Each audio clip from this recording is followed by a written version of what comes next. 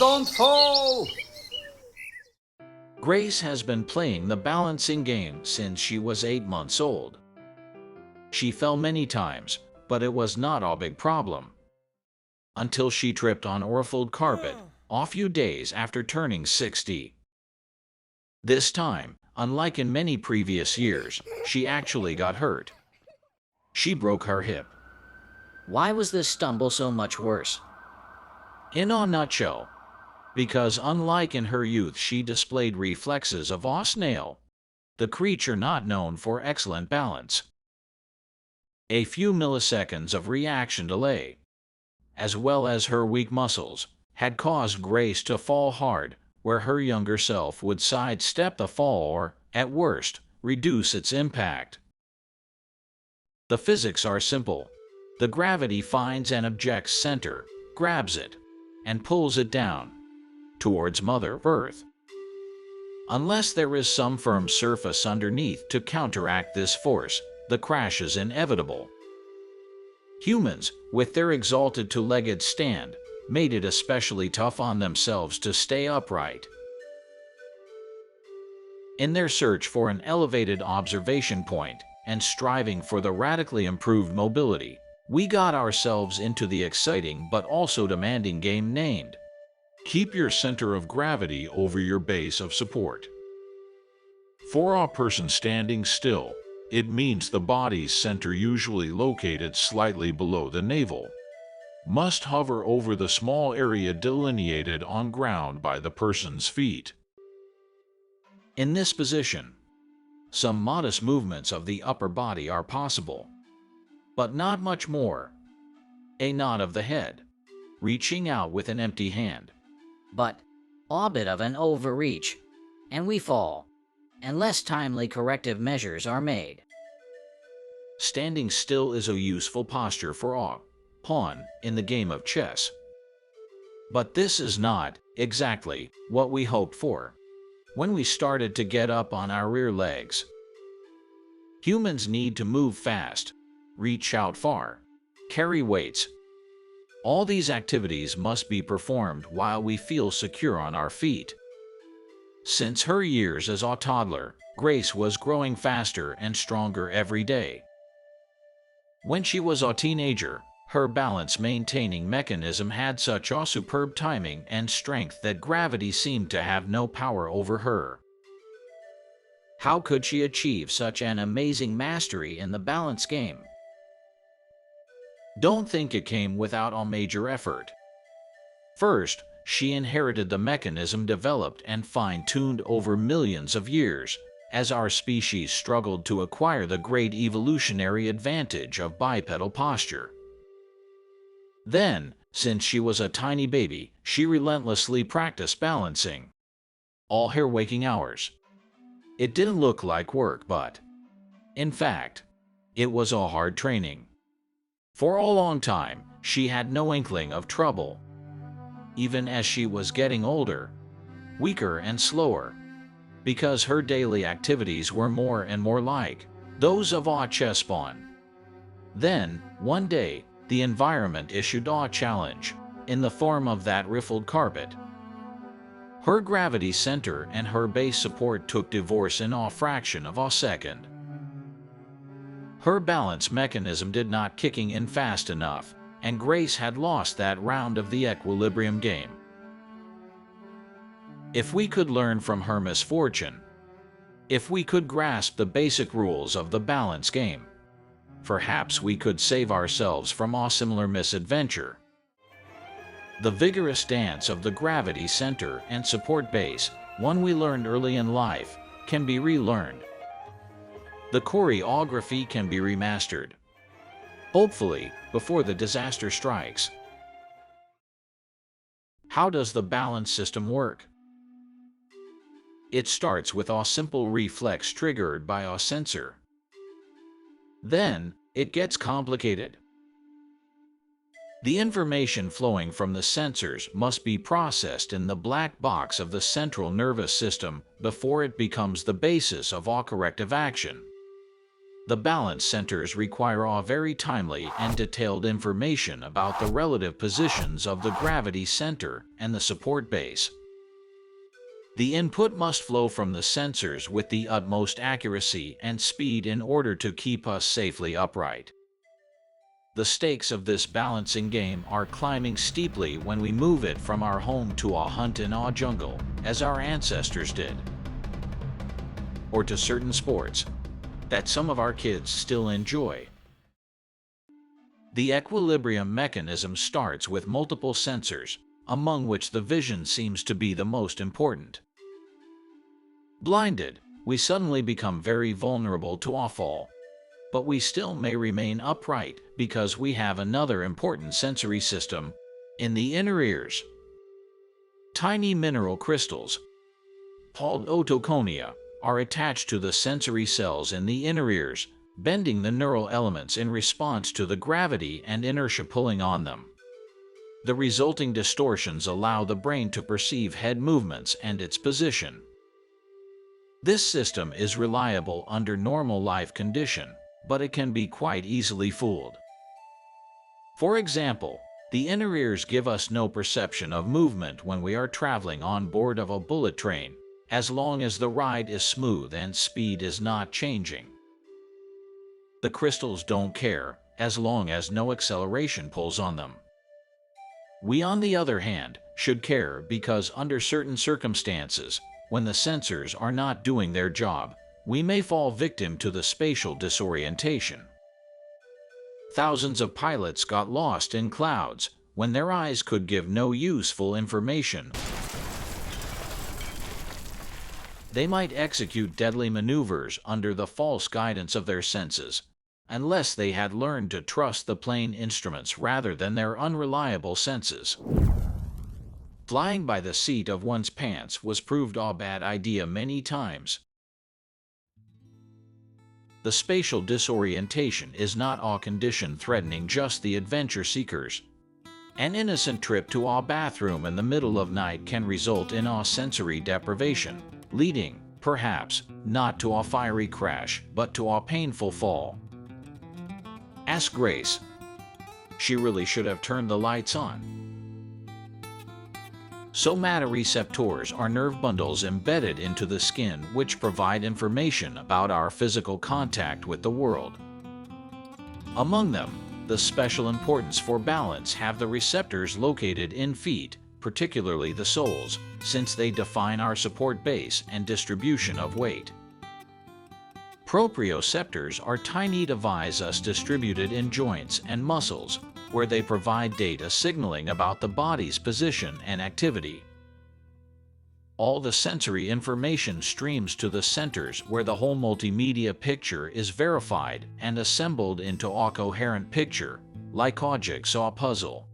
Then, with a lightning speed, it is analyzed and transformed into the actionable data submitted to the executive mechanism. Any disturbance or mistiming of the transmission may scramble the works, causing ataxia, dizziness, or both.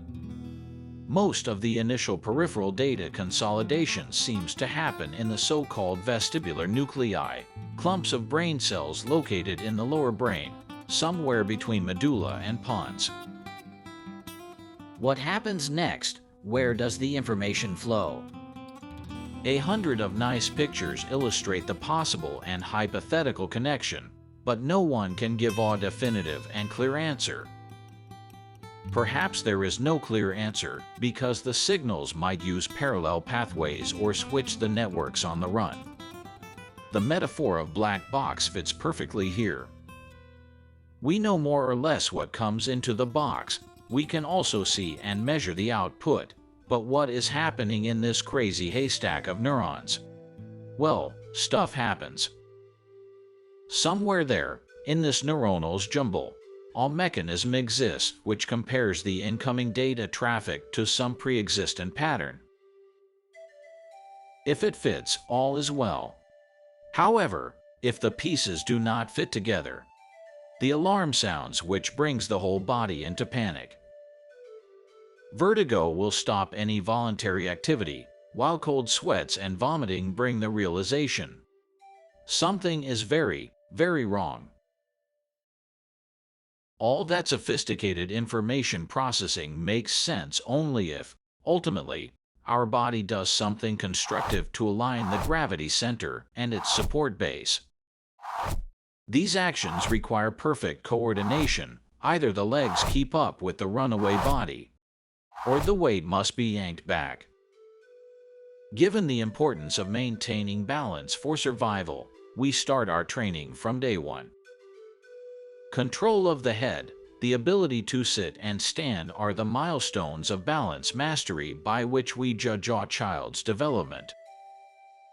A few more years of training and a human child becomes the champion of equilibrium. Due to relentless practice, the effector's muscles, bones, and joints develop the strength and agility to execute orders flowing from above. To prevent a fall, the central neuronal networks must design well-calibrated moves without over or undershooting. Moreover, the action has to be executed in a blink of an eye. It is a big job, a task for a supercomputer. Fortunately, the calculation is not starting from scratch. Since we start crawling as babies, we build a library of motor patterns. Which muscles need to be called into action, the timing and the strength of response suitable for any particular situation. These parameters are coded and placed in long-term storage. You learned riding a bike at 5 and still can hop on it 70 years later. Obviously, the skill has been carefully recorded and preserved. The strategy scripts remain stored in our brains, mostly in the cerebellum, ready for use instantly. At the ground floor, the heavy work of juggling our gravity center and support base is done by our muscles. As one might expect, weak effectors produce slow and feeble responses, situation made even worse by joints' impaired range of motion. Such problems are universal in ataxia, no matter what's the underlying pathology, because people who feel imbalanced try to move at least as possible, which leads to the muscle weakness from non-use. However, this is a two-way street. Patients can be helped, and fairly easily, through exercises aimed at strengthening their muscles and mobilizing joints. Such satisfying, early improvements are very important in rehabilitation because they induce hope and trust necessary for further, more difficult work that requires employing the brain plasticity and relearning coping strategies. The amazing feature of the equilibrium system is that it is fully automatic. We do not need to reflect on any specific muscle contractions or relaxations. No need to pay attention. The whole system runs by itself, leaving our conscious minds free to ponder other existential questions, like, what is the essence of love? Or, where is my next meal coming from? But a lot remains to be learned before we may claim understanding the whole mechanism keeping the outrageously tall human body on its tiny support base. But we know so much. Without diligent maintenance, this big machinery slows down and eventually starts failing. Sensors, nerves, and central processing centers, as well as effectors, can be harmed by illness, injuries, and, especially in the later years, by a simple neglect and lack of daily activity. It should not be a surprise. One doesn't need to be a car mechanic to know that oil changes are a must for the motor to run for many years. Our very own personal locomotion system requires lubrication as well as provision of fuel, oxygen, and 100 of compounds necessary for its repairs, remodeling, and regulation. Science might be short on details here, but due to the nature's foresight, all those essential can be delivered in one package, in the form of exercise. Daily and frequent challenges to the balance system are required to keep all the parts of the equilibrium apparatus in good shape. Otherwise, the elements of our great balance machine get weak and slowly atrophy, leading ever closer to the nightmare we are afraid of, a serious fall. However, falls become more and more frequent as we age. 80 fall-related fractures were reported per 1,000 person-years in elderly population. This is not just a senior inconvenience, it is a major medical problem, sometimes leading to untimely demise. It is also a serious and expensive social challenge. As an otoneurologist, I consulted on thousands of patients complaining of dizziness. Unlike equilibrium disturbance, which can be precisely measured, dizziness is a subjective sensation which we experience when conflicting information is projected to the brain. Since spatial disorientation is deadly to all animals, this disturbance comes with intense panic and vegetative reactions, like sweating and vomiting. Panicked patients appear in a doctor's office requesting anything to stop the dreadful feeling. A few conditions, like benign positional vertigo or Meniere's disease, are clearly related to a treatable disease of the inner ear and can be addressed, offering relief. But in the majority of cases, the diagnosis is nebulous, even if it sounds very scientific. We just don't know enough details. Fortunately, the acute dizziness usually resolves by itself due to the mentioned above compensatory mechanisms. There must be a lot of redundancy built in, so that a failure of one component can be substituted by another, or the whole mechanism can be recalibrated in order to suppress clinical symptoms. The patients are happy enough when the possibility of a life-threatening illness, like a cerebellar tumor, is ruled out, and when the symptoms subside enough to allow them returning to a fairly normal life. They are less concerned with a persistent disequilibrium. This is a problem, because they are still fearful of moving around, and their avoidance of any challenging physical activities can push them down the path of progressive disability. The deterioration may happen slowly, but it is causing additional anxiety and more fear of walking, which invites further weakening due to deconditioning. The population of balance-impaired folks is enormous, as any visitor to the senior citizen home will see. Not only their quality of life is drastically reduced, but the chronic disequilibrium is also responsible for a large percentage of injuries and operations, like femoral fracture fixations. The financial burden upon the community is great, while the preventive measures are cheap and effective. However, these measures are difficult to implement because the vestibular rehabilitation is a tedious and boring job, while physical therapists are scarce and expensive. Finding a way to incentivize the patient into daily rehabilitation, without OPD prodding them from behind, would go a long way to diminish the serious effects of chronic imbalance. We know that the equilibrium system has generous functional reserves built in, which permit substitution for lost functions.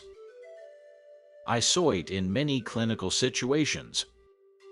Patients who had one of their inner ears damaged due to infection or injury are very miserable at the onset, but they recover over the next few weeks, unless the process of compensation is disrupted by an untimely medical intervention or enforced bed rest. In a classic laboratory experiment, animals were subjected to a surgical destruction of an inner ear. Then, half of the animals were left to recover in their usual environment, where they stumbled and struggled until returning to their normal mobility a few weeks later. The remaining ones were restrained in conditions comparable to the human bed rest. They were pampered with food deliveries or room service.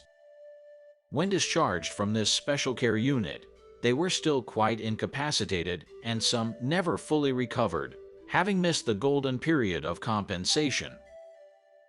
This example is rather simplistic since the disability was caused by a singular injury to only one receptor, while in real-life situations, the disease often affects multiple systems on different levels of the balance-controlling reflexes. Still, it brings the important realization: the patient's comfort alone cannot be the only consideration. Instead of looking for a miracle cure for dizziness and imbalance, we need to put into motion and enhance the existent recovery mechanisms. In other words, we should aim to replace the pharmacological and surgical model, driven purely by our patient's comfort, with the methods more often seen in schools for troubled children. Yes, there is a problem. It must be acknowledged. But this problem must be overcome by directed exercises done regularly and for extended periods of time. Scopolamine, Dramamine, and 100 other dizziness medications are no more helpful than booze and drugs for teenagers. The therapeutic emphasis should align with and restore the natural strategies used by our bodies to maintain a dynamic relationship between the gravity center and support base. Exercises should gradually push the comfort zone, while the patient is secured with a harness, aiming at the restoration of full mobility and confidence. The design of exercises is not a great secret. Anybody with a basic knowledge of physiology can prescribe them. The real challenge, the solution which escaped me for many years, is how to motivate people to perform the incredibly boring routines every day for weeks and months. Accepting the program on the intellectual level is one thing, doing it regularly 1,000 times, without a physiotherapist nagging behind one's back, is something quite different. Few, exceptionally self-motivated people can do it. Since we cannot provide a PT every day for every patient for financial and manpower reasons, the rehabilitation is usually not done properly. After a few weeks of haphazard attempts, the program is dropped for lack of improvement. Vestibular rehabilitation does not work, say patients and doctors. But it works when done properly. A new development heralding better prospects for the disequilibrium victims comes from an unexpected corner. Virtual reality, mostly a preserve of book-hating kids until now, have evolved enough to become a useful tool in a medical field. But this is a subject of our next presentation.